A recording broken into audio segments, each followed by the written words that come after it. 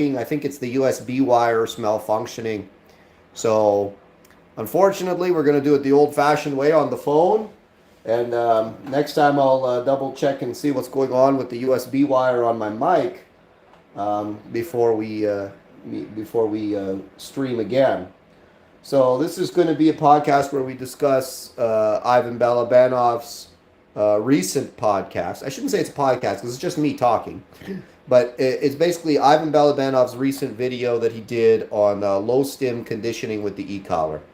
So we're going to do that. We're going to talk about that. Yeah, we're going to get into it. So I'm just going to let people get on because I know everybody kind of got thrown off by the last stream, which failed. And let me just delete it so people don't try to get on there.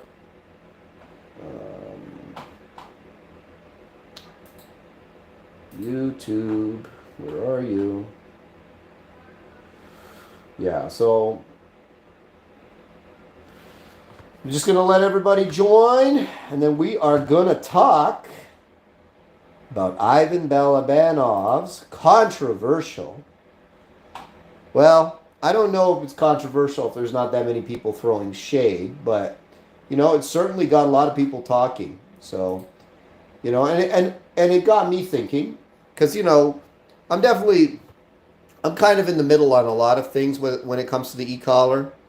And by the way, guys, if you hammer me with questions right now, I'll probably miss them all. I'm just going to let everybody jump in and then we're going to get after it.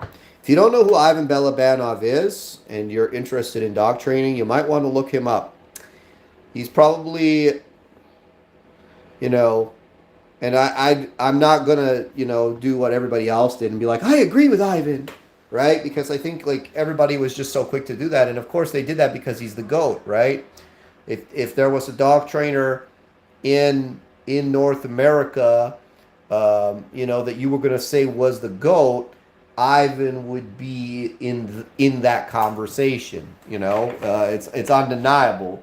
The man's accomplishments are undeniable. But that being said, I don't think that you have to just agree with everything he says because he does have that status. So it's important, I think, for us to look at things a little bit, objectively and say, okay, what is it exactly is he saying? And do we really agree with everything that he's saying? Does it go with what I do? Do I find that what he says is true? So there are some things that I think he's missing. And I think one really key thing that he said, well, there was a couple key things that he said, but the one thing that really stands out to me is he said he doesn't do it. Or that he and I could be wrong, but he said he doesn't do it and he's never done it. Right? And he doesn't need to do it. Well, okay, that's an acceptable thing. But if you haven't done it and you haven't really gone into it, how do you know what it can do? Right? And he said a lot of things, I think, really interesting stuff. So, again, let some more people join before I get into the meat of this discussion, because it's a fascinating discussion. It's not like, oh, he's a bad guy or he's, trying to, lie to people. Or I'm definitely not saying anything like that. I'm simply saying that I disagree with his take on what's this all about. Well, if you don't know Ivan Balabanov, my friend, I can't help you. You better look him up. Basically, okay, I'll put it in a nutshell. Ivan Balabanov is a very famous dog trainer. He's probably had the most success in North America when it comes to competition. He's constantly on a high level. He's constantly been on a high level with his dogs, probably for the last 20, 30 years. He's a very well-respected guy, okay? He trains dogs perhaps maybe a little bit differently than a lot of other people do. That's all I can really say in 3 minutes without boring anybody. So feel free to look him up and see what he says. Okay, guys, so let's talk about it. So basically, Ivan's assertion was that training with the e-collar, in doing all this low stim conditioning that a lot of people do with the e-collar, and I have done it myself, by the way, is that it's not good. It's not necessary. It causes stress to the dog, and it's hard, and it's a bad idea because a lot of people are going to overuse the e-collar. So I'm gonna start by kind of going through his points, and these were his broad points. He talked for a long time, okay? And Ivan's a guy that he needs to work his way into a point, and I'm kind of like that a little bit too. I'm not like straight to the point, and that's, a lot of people criticize me that you talk too much. Well, I like to talk, so what do? I like to talk about dog training. I like to, really kind of get into the meat of everything, and I don't think you can do that super fast. So here's the thing. A couple things really stood out to me when we talk about low stim e-collar conditioning. Ivan said that he doesn't do it. And really for me, that's big. Like, okay, well, if you don't do it, how can you really say whether it's good or bad? Right? Like, you've got to do it. Now, I could be wrong. Maybe he has experimented with it and done it and trained, a number of dogs like that and then decided that it wasn't good. Maybe I missed that part of the podcast. It's quite possible. But if he hasn't done it, for me, that's a big thing, right? You've got to be able to do it. Not got to be able to. I have no doubt he can do it. I mean, you've got to do it to really kind of see where it's at. So I'm going to tell you guys. Why I like to do it before we get into his other points. So I learned Nepopo. I think the biggest moment for me with Nepopo was when I went to Yogi Zank's seminar. What was it? 6 years ago, maybe. And he does the Nepopo style of training, and I was like, okay, yeah, like it makes a lot of sense, and I used it, and I've used it off and on. I don't adhere to Nepopo like a Nepopo trainer would. I use it here and there. I pepper it into a lot of what I do, and I like a lot of the concepts in Nepopo, but I'm not a Nepopo orthodox trainer, right? Like, people that are too far into it, they're using Nepopo for article indications. By the way, those of you wondering what I'm saying when I'm talking about Nepopo, I'm talking about negative, positive, positive. It's like a style of training that was, I wouldn't say pioneered by Bart Bellon, but he's the one who really kind of put that moniker on it and made it mainstream in the dog training community. It's basically pressure, release, reward, pressure, release, reward. So if you're using a leash, you would make pressure on the leash. When the dog does what you want, you release the pressure and you reward.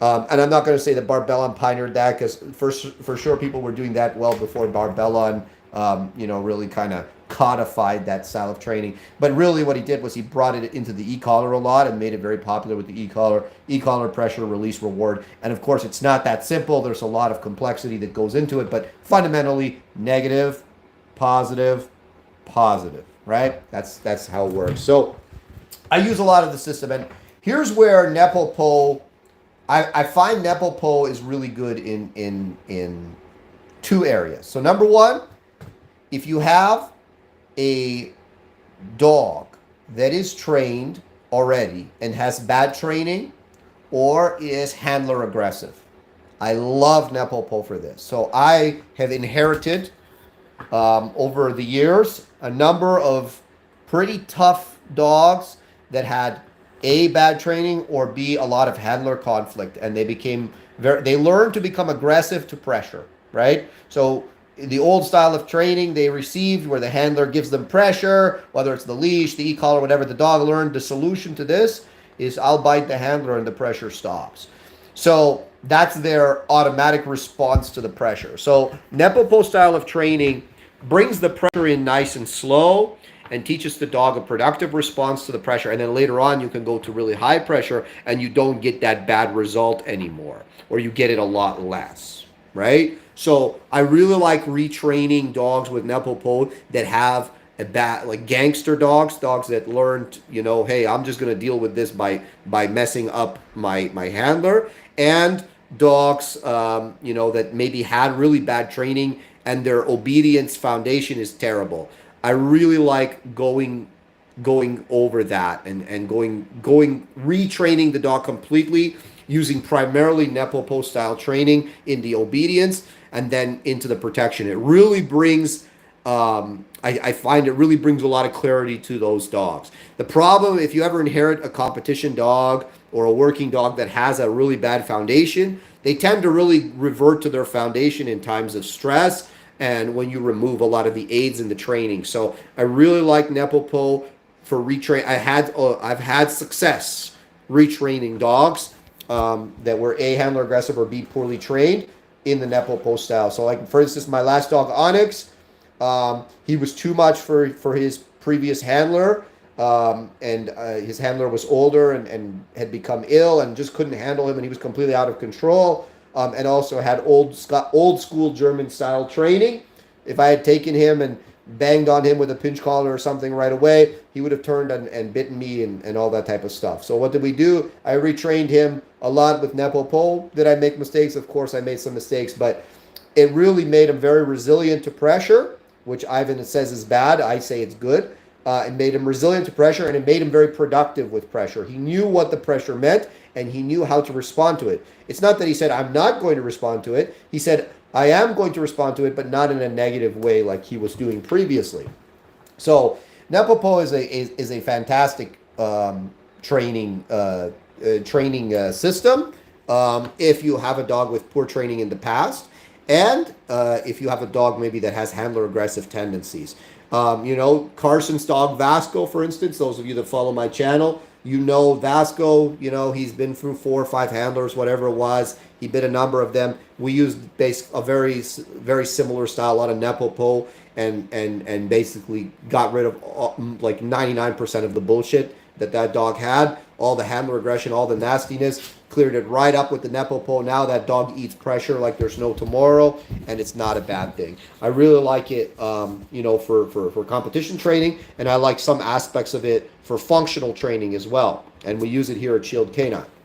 Now, that's where I find that Nepopo is useful. Now, Ivan says, and I'm saying Nepopo, we're talking conditioning, right? Like, and some people might say like low stim conditioning is not Nepopo. It's true, but it's Nepopo in the beginning is the low stim conditioning, right? So Ivan basically says that, he didn't like it because of the fact that the dogs became resilient to the pressure, right? And what happens is the dogs become more and more resilient to the pressure over time, and he's 100% correct. They do become more resilient to the pressure. When I'm training a competition dog, I want a dog who's very resilient to pressure. I want a dog that eats the e-collar like it's candy. If you guys have watched me train Gage, you see how he eats the e-collar. Does that mean that I can't put it to a level and go high enough that we move from an active dog to a suppressed dog? Absolutely it does. But absolutely doesn't. Like, there is a level that I can reach and a duration that I could reach with the e-collar where I would suppress him. But for sure, he takes a lot more e-collar than a dog that wasn't raised in this system. Like, for instance, you'll notice if I train him, now he's on a double box, okay? And the double box is for a reason, because sometimes I need the upper end of the collar to really make something fast, and, single box won't do anymore. And that's because I've conditioned him to withstand that pressure and to become very active and stronger on the pressure, not less on the pressure. I want a more active dog with pressure. I want to juice him up. I don't want to suppress him because we're doing competition training, right? So here's the other times that I like to use Nepopo, okay? Let's talk about why would you want a dog to be more resilient to pressure? Well, in competition work, especially if you're doing bite work or bite training, 100% you want a dog who's more resilient to pressure all around, right? Like, you need a stronger dog. You need a dog who's less concerned with pressure and a dog who stays productive under pressure. So I have no problem doing it with a working dog, doing it with a competition dog. I think it's very good for them. I've used it also on weaker dogs. I really like using the system with weak dogs because weak dogs melt with pressure, right? Sensitive dogs fall apart under pressure. So what do you need to do? Oh, I'll only put pressure when he's bad. So basically, whenever he's bad, you're going to completely suppress him. No, I want to make him strong. I want to make him stronger. It's well known, like if you talk to, guys that train more like in the Nepopo circle, once they get the dog in system for a year, it's a different dog, right? If you're doing it properly, usually it's a much stronger dog. He looks more intense. He looks faster. You know, and it's a different level of dog, right? Like it's and to some degree it's unnatural, right? Like that's not who he is naturally. He's looking better because a skilled trainer took him through that system and habituated him to that pressure, habituated him to that stress, and actually made him stronger and more resilient to it, right?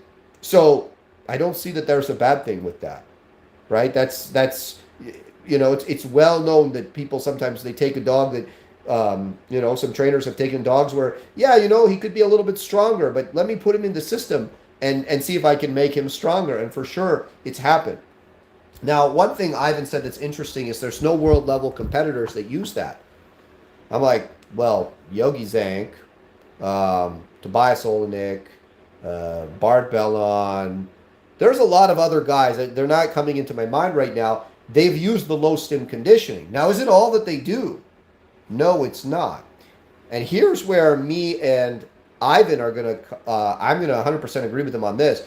He says it's kind of like a marketing ploy, right? That people use this, the e-collar training, the low stim e-collar training as a marketing ploy to kind of try and like, you know, say to try to impress the positive only crowd or kind of take the teeth out of their argument that, oh, there's no stress associated with this, blah, blah, blah, because it's so low stim, I can barely feel it. And I absolutely hate when trainers do that. If you guys follow me, if you take my training, right, if you take my online training, if you take my in-person training here, you know I'm not a dog tickler.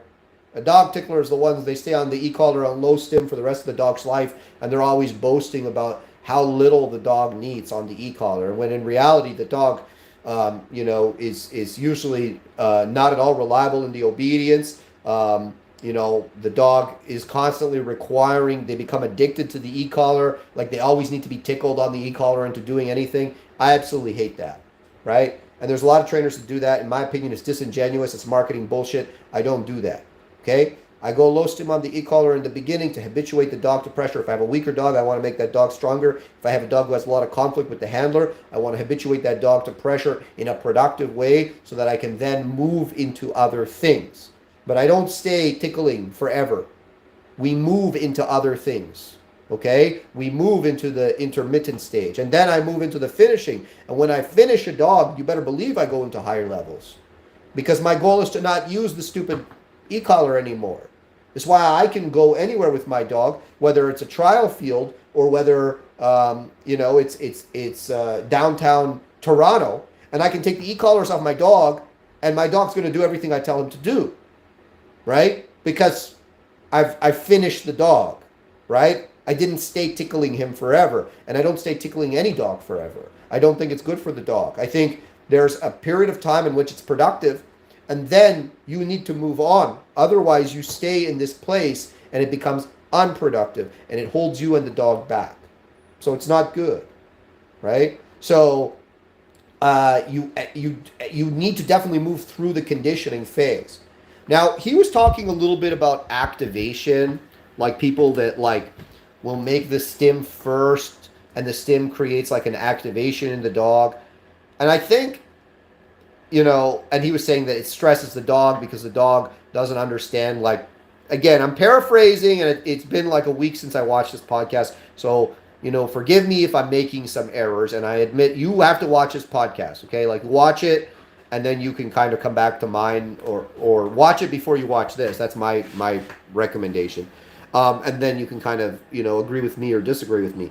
You know, he's talking about people that make the e-collar pressure first, and then give the command, and the dog learns to turn off the pressure with the command, and you saying that this is bad for the dog, so on and so forth. Here's the thing. Have I done that? Absolutely. Absolutely. I've done that a lot. And I've definitely found, again, once the dog becomes habituated to the pressure, what you'll see is when you make the e-collar, the dog starts offering behaviors, right? Sit down, stand, foos, whatever. And again, it's not somewhere that you stay for long, but it's something that I do a lot in the conditioning phase because this is where the speed comes from. It's not the only place that the speed comes from, but it's part of the reason that the speed comes. The other reason that you make the stim first is actually to avoid the stress, right? So you don't want the dog making an association between the command and the pressure, right? Because you want the dog to see the command as a way out of the pressure, right? He feels the activation, he feels the e-collar activating. He's looking for a solution. You say sit, that's the solution. He sits, pressure releases, and he gets this reward. Good, good, good, right? Now, again, I like to use that a little bit in the beginning, not with all dogs, but with some dogs. Here's another spot that I'll use that. You'll get dogs that either come with conflict over a specific command, right? So I'll get dogs where they get really sticky on a specific command. So they'll say, for instance, down, all right? Like, I get a dog who doesn't want to lie down. So, and he knows what a down is, but he has a thing in his head about it. Either he has a lot of conflict or he has pressure that was put on him. So I've seen a lot of dogs kind of more in the old school way of training. They say down, then they make the dog with the leash pops or whatever lie down, and then they break him, and they do that over and over again. And I've seen dogs where you say down and they lock up. They just lock up and they freeze, right? And they or they've had bad e-collar training, or maybe they just had a bad response to the e-collar, whatever, okay? The dog gets really sticky on a command, all right? And every time you give the command, the dog locks up. Well, for this dog, you don't want to start giving the command and then delivering pressure, either simultaneously or command then pressure. What you want to do is you want to make the pressure first. And when you make the pressure first, what happens is the dog now is in a situation where he needs an answer to this problem that he has. And then when you give the command after the pressure, right, the command becomes the solution to the problem that he has. And the command becomes a good thing, not a bad thing. Dogs think like a computer, kind of. Like, if you guys know anything about coding, right, they think very, very similar to coding, right? X plus Y equals Z, whatever, I know I'm probably screwing it up. I'm remembering coding from grade 11, okay, guys? It's been a while. But did a little coding class, and that's how they think, right? This stimulus equals this response and this response and this response, and these variables control my response in such and such a way. So what you need to do is you need to get into the code, and you need to get rid of the bad code and replace it with good code, right? So a lot of dogs, like I said, that have had that kind of training, down, right? Down equals lock up, or down equals bite the leash, right? No, I'm going to replace that by saying, okay, I'm not even saying down right now. I'm going to make pressure, okay? And then I'm going to say down after the pressure. And then the response to that pressure that existed before you heard, right, the discomfort that existed before you heard the thing that you have a bad experience with, or maybe it's something that you're really slow with, now that command becomes much more of a welcome thing because it's the solution to a problem. It's not the beginning of a problem. So I like using it in that context. Now, I'm sure there's people that do it wrong and they make the e-collar first. I like using it like that. The other thing that I'll do often with a dog that comes to me with e-collar training, right, is I'll take him out in the field on a long line or on a loose leash, and I'll turn the e-collar low enough that he can perceive it, and I'll just start bumping him, right? And I want to see what's his response to stim. What's his solution to the stim, right? Is his solution to come to me? Okay, that's good. It means he has something productive. Is his solution to lock up? Is his solution to tuck his tail? Is his solution to, shut down, run away? What does he want to do with this e-collar? Tells me a lot about the training that happened. So, we get a lot of dogs in here that have had some previous experiences with the e-collar. So, making stim without a command, there's many productive things that you can do with that. So that's one thing where I don't know if I 100% agree with him. I'm sure there are some ways that people do it that are very non-productive, as with literally every training technique. One thing I want to jump back to is he talked a little bit about the marketing that people use with the e-collar, like trying to market it to positive only, kind of like more of the positive only trainers. And I agree with him there. It's bullshit. That's not how you use the e-collar. In the beginning, you use it like that, but it doesn't stay on tickle level. If you want to keep it on tickle level, you're not fully finishing the dog, in my opinion. And your dog will never be where he could be if you've properly finished him. If you took him from the intermittent phase to the finishing phase of training, right? And that's something that we teach here is, we're just conditioning long enough to make sure the dog has a productive response to the commands that we've taught, or the commands that we want him to know, and he understands how to deal with the pressure. And then, of course, we leave it, right? We don't stay there. You know, are there times that I go back to low stim with a dog over something? Sure. If I want to fix something, let's say I have a dog who has a slow sit, right? For sure, I'll go back on low stim, for instance, and make oppositional pressure and the e-collar together and so on and so forth. Absolutely, we'll do that, right?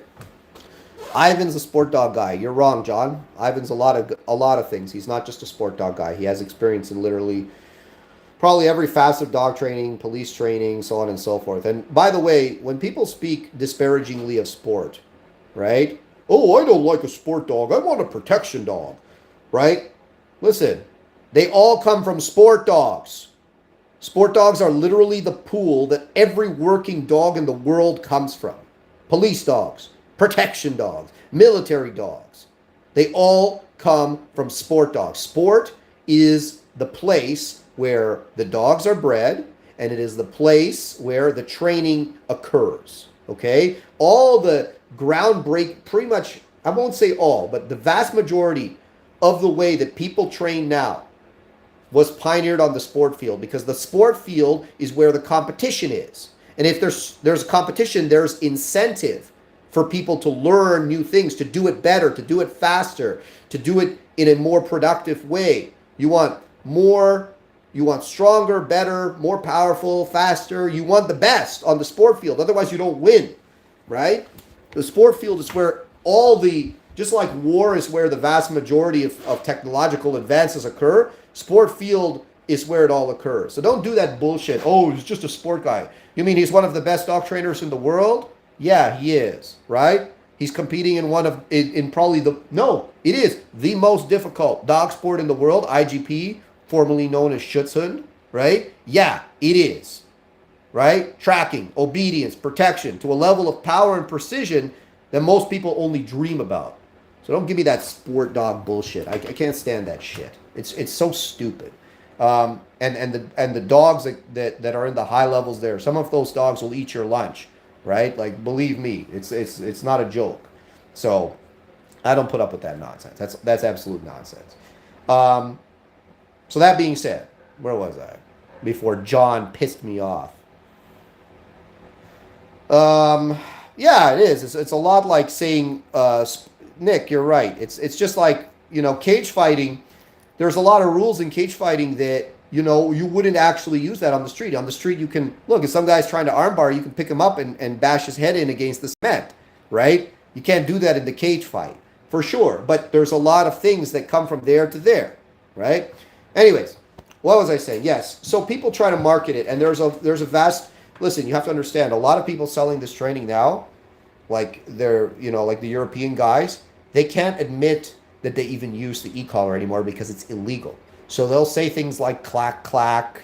They'll say things like bop, bop, bop, right? And it means electric, but they can't say it because it's illegal, right? And I agree with them. It doesn't work. Like, listen, positive only trainers, you will never win them over. Stop trying to win them over. I don't know why anyone tries to do this, and hey, Larry, I love Larry. I think he's a great trainer, so on and so forth. But, he always kind of talks about, the positive only trainers, winning, what is it? This is what bad e-collar training, feeds their nonsense. And I don't think so. I think that you will never win the positive only trainers over. They're ideologues, right? They're extremists. You can't win those types of people over. For them, it's not about the dogs. It's about an ideology. And anybody by now, in 2022, we should know that people that have an ideology have really no interest in objective reality or truth. They're looking for confirmation bias. So they'll take whatever it is. And there's no way you're ever going to, be able to remove everything, right? There's always going to be a dog. Listen, it's funny. I've taken some videos of border, because the positive only trainer's dog of choice is the border collie for a reason, right? And it's because those are dogs that generally they've been selectively bred to be extremely sensitive. So you can put negative reinforcement on them and punishment on them with your voice alone. And they were selectively bred for generations to be like that, so that the shepherds could control them at a distance before things like e-collars existed, right? So that's the positive only trainer's dog of choice for a reason, right? They can say, I'm positive only, I don't use any of those things. Yeah, you use food, which the dog is extremely motivated for, or toys, right? That's what they're That's literally what they're for. Sorry, they're literally bred to like be like batshit crazy for that stuff. And then they're also extremely sensitive, right? You ever watch a border collie herd sheep? Go watch one right now on YouTube.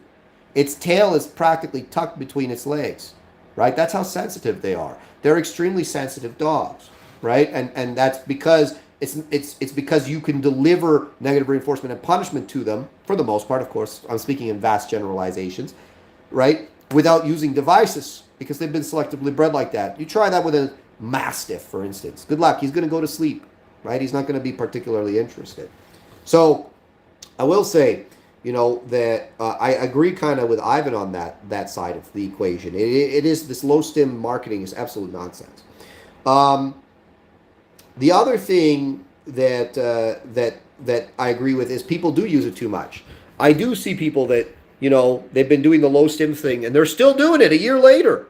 And the dog's like constantly being tickled into doing everything on the e-collar. I don't like that. I don't like that. That's not productive. And I agree that overuse is not a good thing. People shouldn't be reliant on the device. Now here's something. So I just recently did an e-collar seminar, guys, and I will be uploading it. It's a lot of footage. I have slow, crappy country internet out here, so it takes a long time. Okay? So I will be uploading it within a week, hopefully, and then I'll make that available to you guys through my online training platform. Now, one thing with the e-collar seminar, one of the things that I said to everybody here is, look, e-collar training isn't about a device, right? Because really what the e-collar is it's an amplifier. It amplifies your ability as a trainer, okay? You can create negative reinforcement, you can create positive punishment, whatever you want to do with it, you can do with it. It amplifies your ability as a trainer. If you don't know how to train, okay, it's not going to work. A lot of people kind of view the e-collar as like this magical device. It's going to come in and fix all your problems. If you can't train a dog, it's not going to fix anything for you. It's actually probably going to be worse than useless. It's good. It's going to be counterproductive, right? All my e-collar training is done before I put an e-collar on the dog, because it's actually not e-collar training. It's just dog training. We just call it e-collar training because people want to use the e-collar, and if you called it anything else, people wouldn't be interested, right? But at the end of the day, it's dog training. If you don't know how to train a dog, you don't know how to use an e-collar, right? A very famous dog trainer, Gottfried Dilday, once said, right? They asked him, how do you use an e-collar? And this is when the e-collar was more new. And he said, the same way you use a leash. So if you don't know how to use a leash in training, you don't know how to use an e-collar, right? So almost all good e-collar training happens on the leash. And that's one thing that I was really trying to get across to the people at the seminar was, listen, it's not about throwing an e-collar on your dog and banging away and hoping for good results, right? It's about actually training the dog first what you want, and then layering the e-collar in a way that's productive and amplifies everything, right? Can you make the dog faster? You can reach out and touch the dog at great distances. It doesn't rely on your physical ability and speed, right? Like, look, if you're a handler that's maybe a little bit more physically, let's say, limited, right? You obviously don't have the same mobility as somebody like me who's more like physically able, right? So of course the e-collar there can really amplify your training and help your training. So, there's a lot of definitely positive things with the e-collar. Yes, it's good. I like to hear, hey, I bought an e-collar, but I'm not sure how to use it, so I'm not going to. Good. If your dog isn't trained, if your dog is really poorly behaved on a leash, right? If your dog isn't doing what you want him or her to do on a leash, don't use the e-collar, right? The e-collar is a complement. It is not a solution. And people that make it a solution, right? That's the people that, the e-collar comes off, he doesn't listen anymore. Yeah, because he learned that the e-collar is, the device controls him. The device corrects him. The device, is the thing that does everything. No, it comes from me. And this is another area where I'll disagree with Ivan on this. So he said that when you use it low stim, it desensitizes the dog, and then later on, if you want to correct the dog, you have to go much higher. Yes, if you're correcting a dog with just the e-collar, if that's your game. For me, listen, and he used the example of the dog chasing cars, and he likes to make a suspicious association with the e-collar in the car because the dog's never felt it before, and he basically just pairs the e-collar to the car, and the dog learns to avoid the car. Here's my problem with that. Number one, I've dealt with a lot of car chasers here. It's a very common problem, okay? I have never had a problem fixing a car chaser for somebody and training the e-collar the way that I train it. I don't open with the e-collar using it as a positive punisher. I use it, I condition the dog first with the e-collar, then I quickly move the dog up into the intermittent and then the finishing stages, and then more in the last part of the intermittent phase, I might use it as a positive punisher for various things. But I've already punished the dog for those problems without an e-collar. And here's my thought. The best punishment, and believe me, trained a lot of dogs that have behavioral problems, and there's no getting around it. You have to create structure and, do things like loose leash walking, all that type of stuff, and it removes a lot of the behavioral problems. But for sure, there's behavioral problems that need to be punished, and the best punishments come from you. There's no device, right? Yes, you can use devices, but the best punishments come from you. And that's my experience as a dog trainer. Believe me, I've used everything.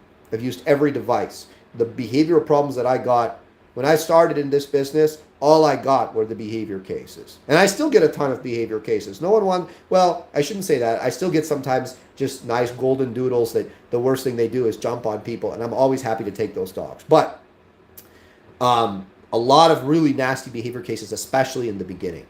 And I'll tell you this, the best punishments for the vast majority of cases come directly from the handler. Directly from the handler. It's not an e-collar, it's not a prong collar, it's not that directly. I don't like that you do that. Now, Ivan pointed something out. He said, if the dog perceives that if the dog ties the concept of being corrected to the handler, it can limit the effect of the punishment, right?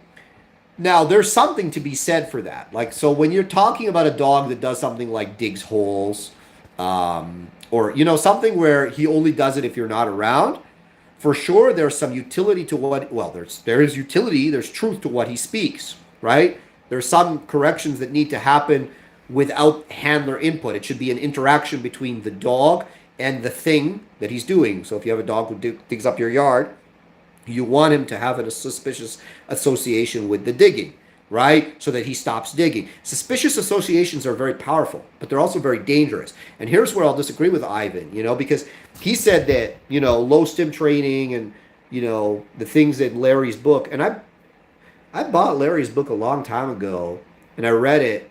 And there was definitely some interesting parts, for sure. If you want to understand e-collar training better, I don't think there's anything wrong with reading. He said it was very dangerous. I don't think it's very dangerous. I think people making suspicious associations with the e-collar are very dangerous because here's my thing. That's easy to screw up. I'll give you an example, right? So let's say you have a dog who likes to tear your screen door up. He wants to come back into the house. So he comes onto your porch, he jumps on the screen door and he starts digging, okay? Now let's say that you said, okay, I'm going to fix this problem. You put an e-collar on him. He's never had one on. And you nail him at 100 when he scratches the screen door. And he freaking freaks out, runs right off the porch. And he says, God damn, that was horrendous. Now he won't come back on the porch anymore. He's terrified of the porch. He comes on the porch, he's shaking, he's drooling, he's terrified. But you're like, no, I'm okay with you being on the porch, dude. I just didn't want you to scratch the screen. But he made the wrong suspicious association. So as a trainer, yeah, if you're good at what you can do, you're generally suspicious associations are very, very powerful. They're very, very powerful. And Ivan is 100% correct about that. And I will not dispute with him at all about that. That being said, you really want to be very careful making suspicious associations if your timing isn't impeccable and you don't really understand what you're doing. Because you can really make the dog make the association between that correction and the wrong thing. I will say this, though. People that tickle dogs and play the incrementalism game on the e-collar, it's a bad deal. Don't do that, right? I see a lot of times, people, I want to get rid of this behavior, so I'm going to do 10. All right. Now I'm going to do 40. Now I'm going to do 45. And they just make the dog stronger and stronger. Maybe it works in the short term, but in the long term, it doesn't work, right? That's why the best corrections come from you. They don't rely on the power of the e-collar, right? All the best training. Listen, 99% of the dogs, they come in here, right? They have behavioral problems. They're reactive, whatever. Before any device ever gets put on them, we get rid of most of that behavior because they learn from the handler. I will not tolerate this behavior. You will not do this around me. It's a personal correction. Personal corrections are much more effective, not because they hurt more, because there's more pressure. Dogs have been evolved for thousands of years. We've domesticated them for thousands of years. And part of that domestication was to create a sensitivity in them towards our mood, towards our pressure, towards the social dynamic between us. When you put pressure on a dog, it's not just physical pressure. It's spatial pressure. It's verbal pressure, right? No! Right? My dog knows. That's a bad thing, right? Now, of course, do people desensitize dogs to that by yelling at them all the time and then not following up and throwing all this white noise at them all the time? Absolutely. One of the big things that I do with a lot of people that I'm training, I say, stop talking. Stop talking. Why are you talking? Like you're always just blabbering on to the dog. The dogs learn to tune you out. I say now we stop talking. The best training I do in the beginning is no talking. And then when I start talking, the dog pays really close attention because I'm not just talking. The things I'm saying are very important to him. I'm creating solutions to his problems, right? He's learning that what I say is very, very important.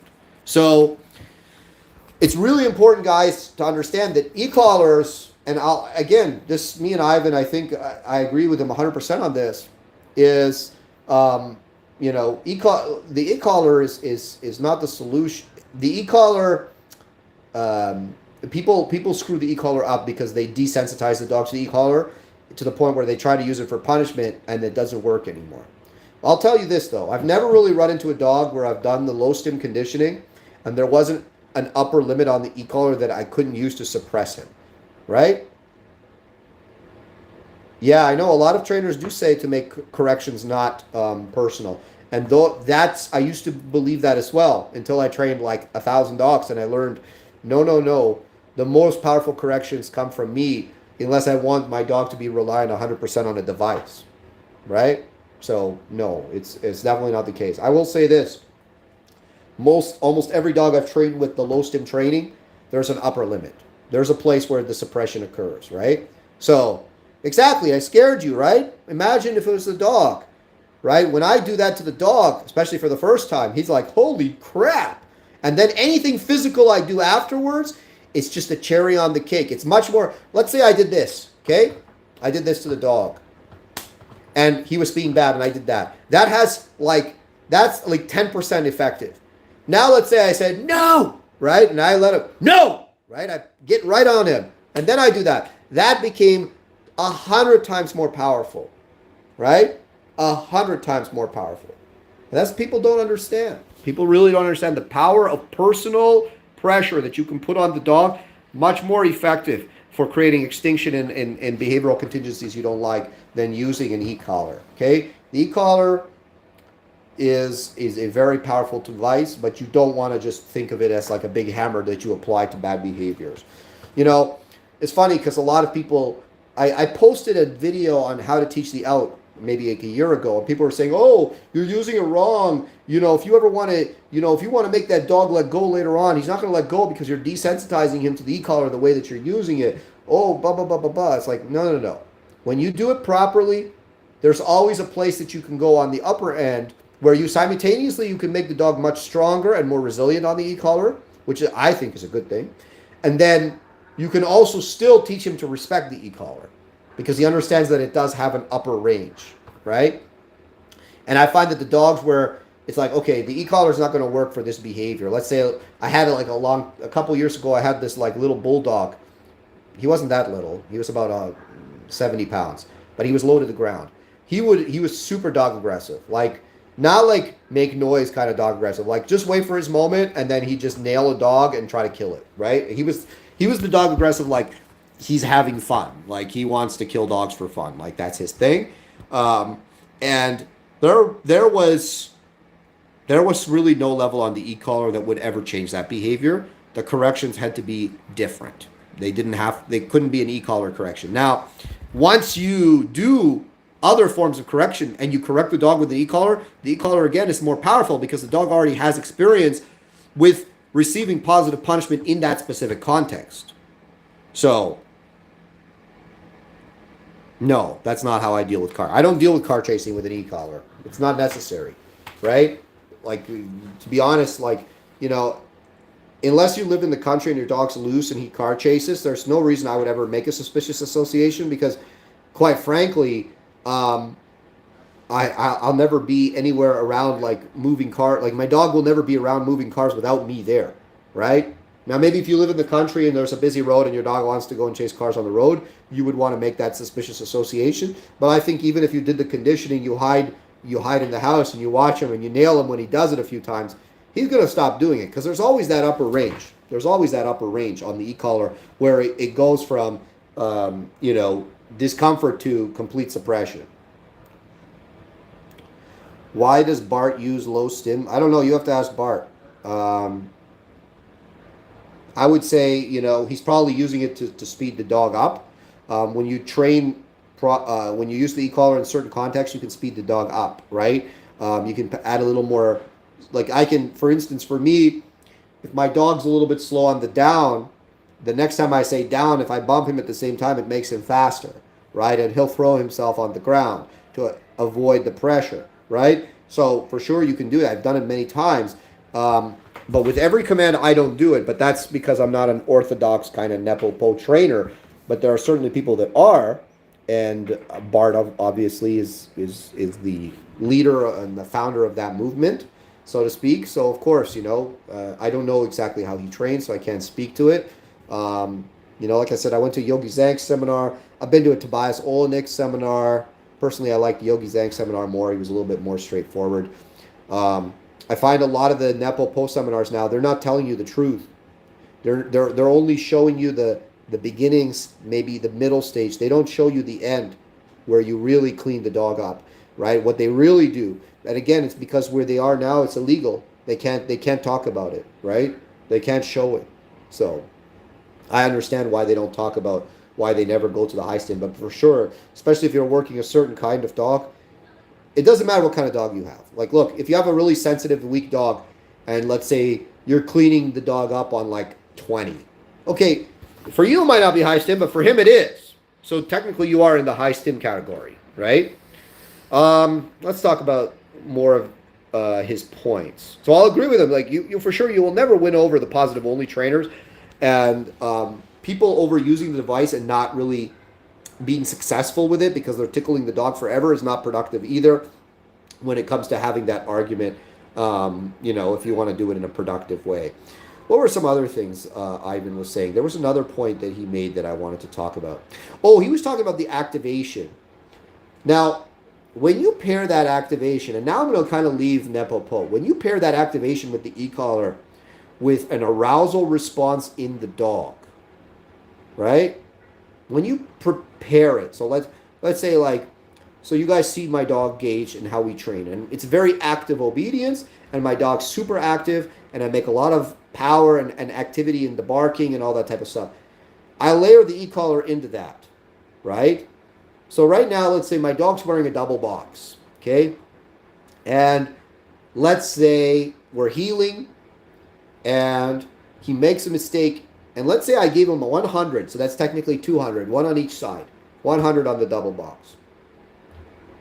Now, my dog would simultaneously try to become more correct, right? So if he was foraging, he'd get back a bit, or if he, maybe was a little bit looking down or whatever, he would fix that, but he would also become more active. So he would be like, yeah, right? So he fixes it, right? But he'd be actively fixing it. And that's what I want, right? I want the pressure. I don't want my dog to become suppressed on the pressure. I want him to become more active on the pressure, but also motivated to fix the problem. Now, again, you have to be careful with it because you can go too far, create too much stress, and then fall into that range of suppression. You want enough pressure to motivate the dog to become more correct, to concentrate harder, but not to fall into that zone of suppression. And that takes building the dog carefully And you know, you have to be smart with how you do it. And that's not just for like, hey, I'm new to this and I'm going to start and I'm going to do this with my pet dog. No, no, you cannot do that. It takes a certain kind of training, a certain kind of dog. You have to know kind of where you're going with the whole process. So you know, activation, if you're just making it kind of passively, for sure, I can see that it would suppress a dog over time and it's needless stress. But there are dogs, I get a lot of dogs, for instance. So he talked about frustration, right? He talked about frustration, like frustration's bad, like you see the dogs are frustrated. There are many dogs that do their best work when they're frustrated. So for me, Gage, my dog, happy obedience is fine. When he's frustrated, you see him turn it up another notch. When he's really like really hammering out that obedience and he's so powerful, he's frustrated. That's his frustration is his happy place. He is happy being angry and frustrated and super act. That's what brings the activity there, right? And I know a lot of dogs, maybe the dog doesn't have so much drive, right? So much activity in the obedience. When you make that dog frustrated, I get a lot of people, they bring me the dog like, hey, I want to do some competition training. He's like, you know, he's a little bit low. He doesn't bring me that power that I want in the competition work. Well, we guess what we do? We frustrate the dog. We layer in the pressure. Now all of a sudden we have a dog who's fighting pressure, not suppressing to pressure, who's becoming super frustrated. And the dog actually enjoys being frustrated and aroused more than they actually enjoy receiving the toy, right?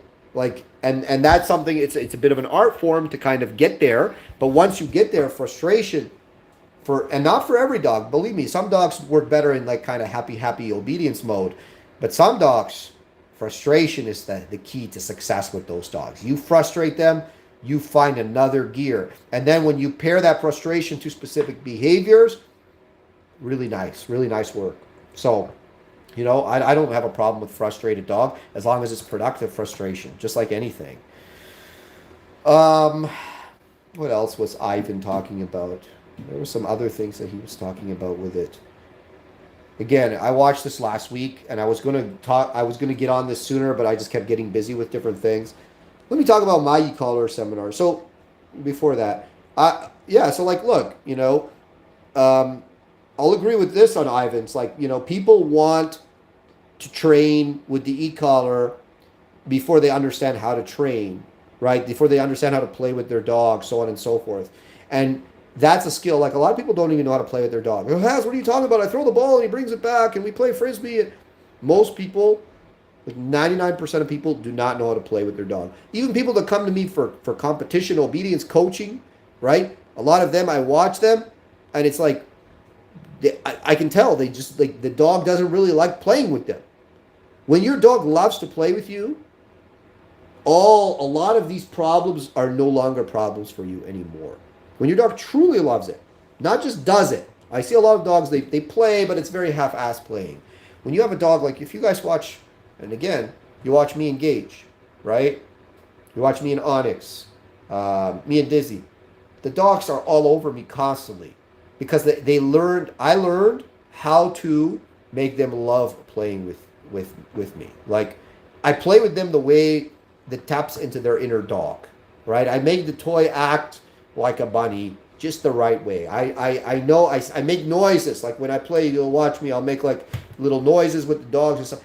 Everything I do, like I'll pinch them in the side. Everything I do is designed to amp them up. I can play with the dog with no toy, right? If the dog knows me and trusts me, I can play with them absolutely no toy. I don't even need a toy.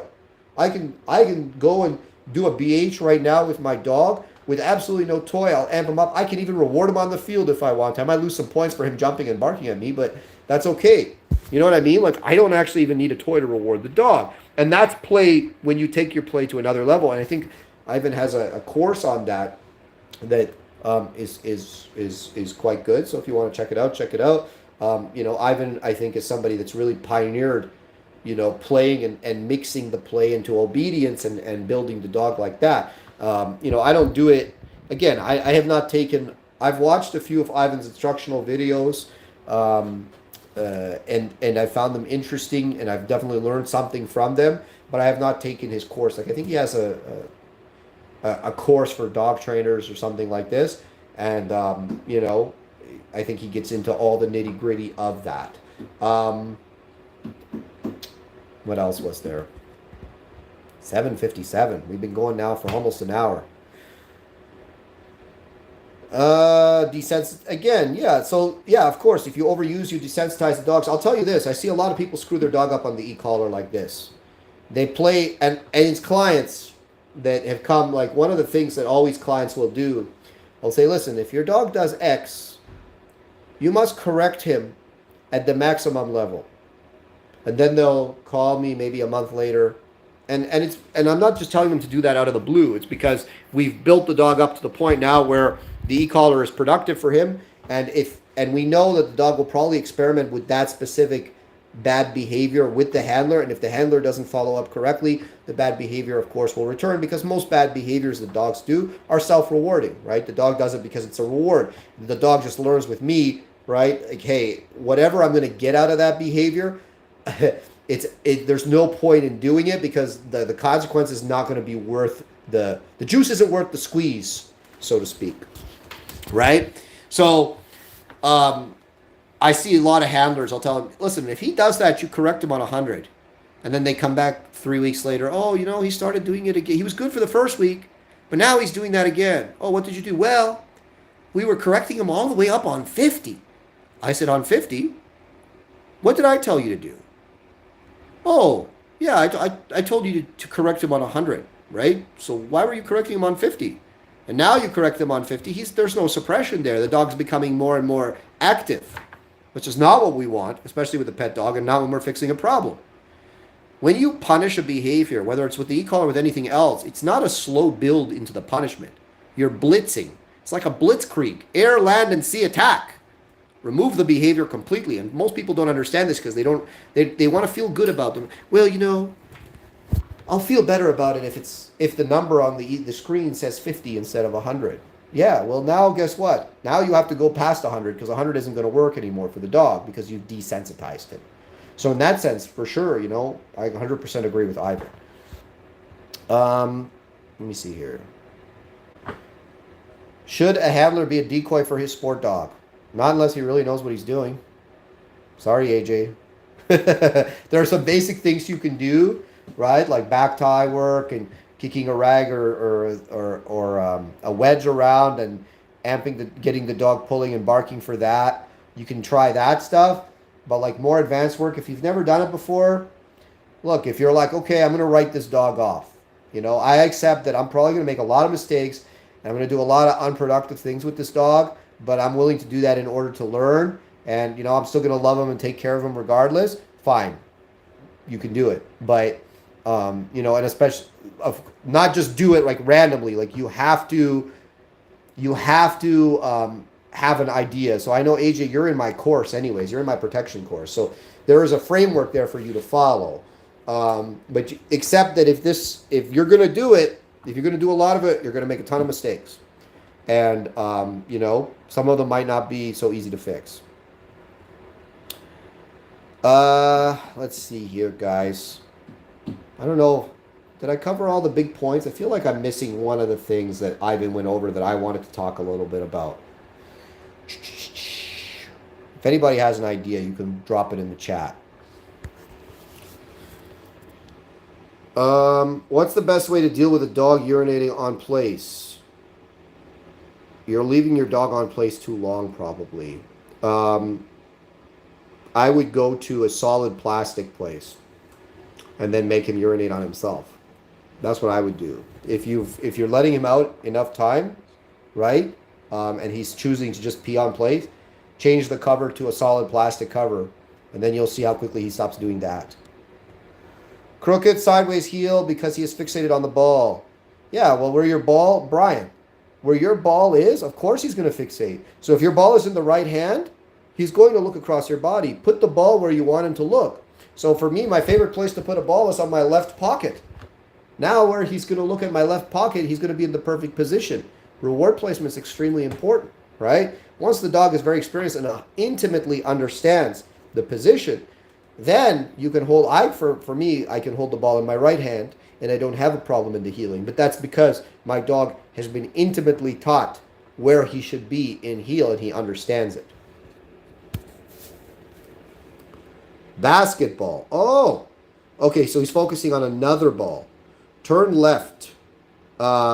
So yeah, do the left turns. Left turns, catch him with the knee, right?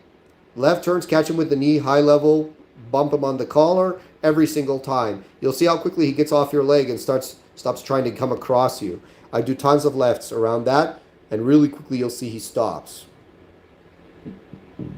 No, when I say resilient, well, yes, he performs the commands better, but he's also not worried by the e-collar. He's not suppressed. So that somebody asks, when you say resilient to the e-collar, are you meaning performs commands better? Yes, but also not suppressed by the e-collar. Active with the e-collar, not suppressed. We don't want suppressed dogs. Stim before command was Ivan's big criticism. Well, I adjust that, and there's a time and a place for that, in my opinion. Like, look, can you do it another way? Of course you can, right? But this way has a lot of success behind it. You know, are there people that do it wrong? Well, there's people that do every type of training wrong, from old school training to positive only training to e-collar training and everything else. I'll tell you this much, you know, if Ivan or anybody else wants to deal with the positive only crowd, conversation is not the way. The way is, guess what? You do your own studies. You hire an animal behaviorist. Hey, look, I want to do a study on this. I want to do a study on balanced training. Put your own studies out. Pay for a study. The IPCC or whatever organization it is that, to me, it seems like a bit of a circle jerk to me. It's like this organization that all these dog trainers pull. Look, guys, I could be wrong. Putting it out there, I could be wrong. But for me, it seems like a good old boys club. They all get together and pat each other on the back, tell them what they're good. And it's supposed to be this organization that kind of stands up for dog trainers' rights, IPCC or something like that. I don't know. Anyways, to me, it seems like a little bit of a circle jerk. But if they were serious about protecting dog owners and trainers' rights, what they would be doing is hiring, scientists or animal behaviorists or whatever to conduct studies where they actually objectively compare positive-only training to balanced training methods from actual people that know how to train, and creating alternate bodies of scientific data that you could then combat the scientists, the garbage, studies that they use to pass all these laws, right? So the biggest thing with all of these, with dealing with the positive only trainers is to accept that you will never convince them of anything, right? But you must just prove them wrong. You prove them wrong objectively through this beautiful thing called videos. Like, for instance, I did that video on the e-collar study, because they came out with this nonsensical e-collar study, which there was all sorts of problems with how they conducted it. You can read it and find out for yourself how nonsensical it was. But let's just say that, like, for instance, like the dogs that were in the non-e-collar training camp, the positive training camp, were using like Halties and stupid things like this. And I think Ivan actually did a really good podcast where he talked about how nonsensical that study was and all the bad things that they did in that study. But let's just say this, okay? That data is very poor data, right? Like, if you actually examined it from a scientific perspective, it's not going to stand up to much. But if you had a strong body of evidence supporting your perspective, that's way better than just talking on the internet. Now, I did that little video kind of trashing that study. I guarantee you more people have watched my video trashing that study, that e-collar study, than have ever, read that study. So, in my opinion, that's partially a win. And if guys like Ivan kind of start to understand to seize the public narrative, don't hide what you do. And Ivan doesn't. And I'll say this, he doesn't hide what he does, but he says things in a very kind of long way, and I think that it kind of leaves people wondering what exactly it is that he does do, right? So that would be, be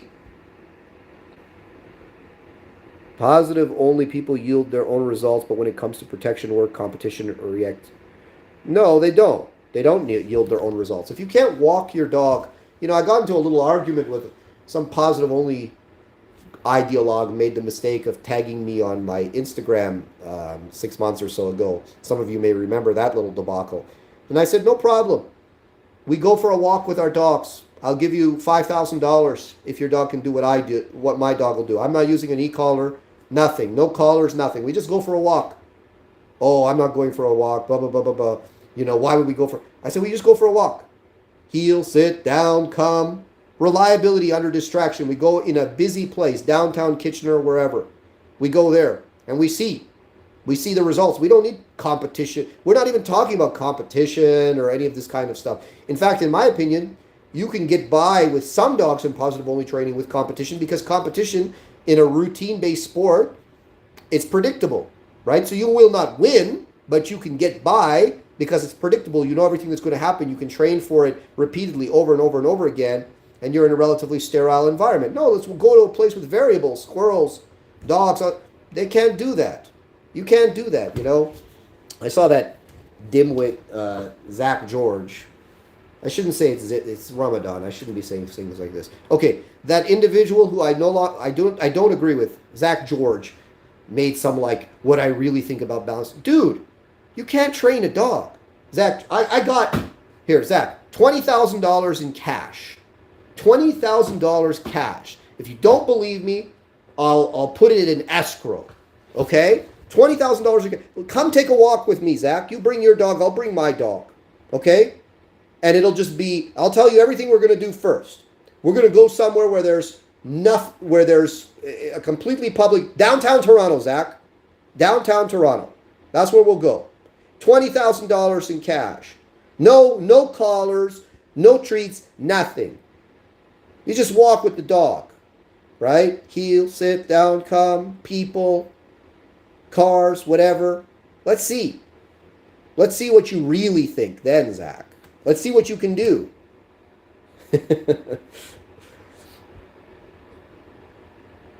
All right, guys.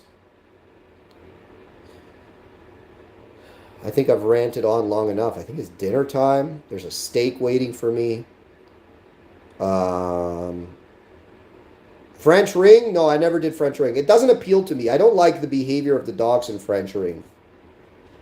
And I don't like the biting behavior. Look, the way French ring is judged and scored, it means that the dogs have to bite a certain way and the obedience is a certain way. For me, it's not attractive. I don't like it. I respect it. I just don't, for me, it's not for me. I like dogs that are showing a lot of flash and a lot of power. I do like in French ring how the decoy esquives the dogs. That's very interesting. But French ring is not for me.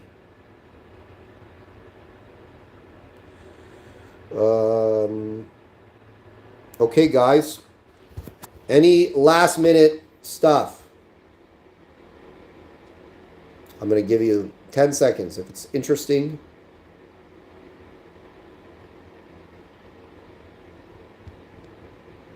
All right, guys. On using a bonker when a dog is reactive. Listen, if a bonker is like anything. You can't, if you don't know how to use it, you must learn how to use it properly. If you go and try to bonk your dog in the middle of him being aggressive, it's not going to work. Don't ask me if you should correct my friend with an e-collar. I don't know your dog. I don't know the training that was done on your dog.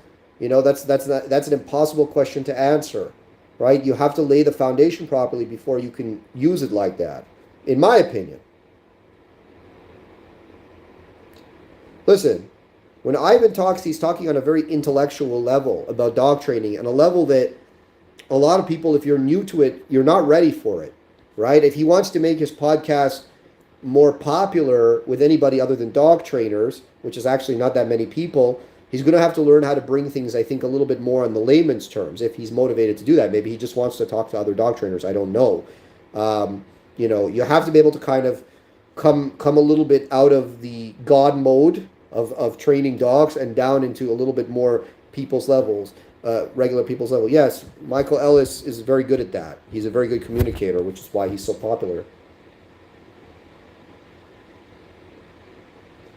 How would you suggest handling the more fear-aggressive ones to get them more used to being on my table?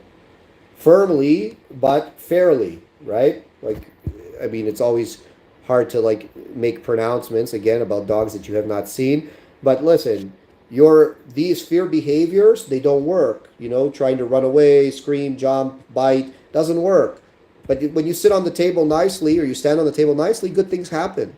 So you don't allow them to get away with the bad, and you reward the good. And both those things are just as important as one another. No, Ivan says he suppressed. Like, when you punish a dog, you're creating suppression. That's the only way you can punish. You don't punish a dog without suppressing the dog, right? Even if it's a brief moment of suppression. So you cannot really effectively punish a dog without creating some suppression to some degree. Any upcoming litters planned? Yeah, when a female goes into heat, I'm going to breed. Unfortunately, my last litter with Tiny did not take. So, you know, we do need puppies. So hopefully soon. All right, guys, I'm going to wrap it up. Thank you for watching. As always, like, subscribe, comment below.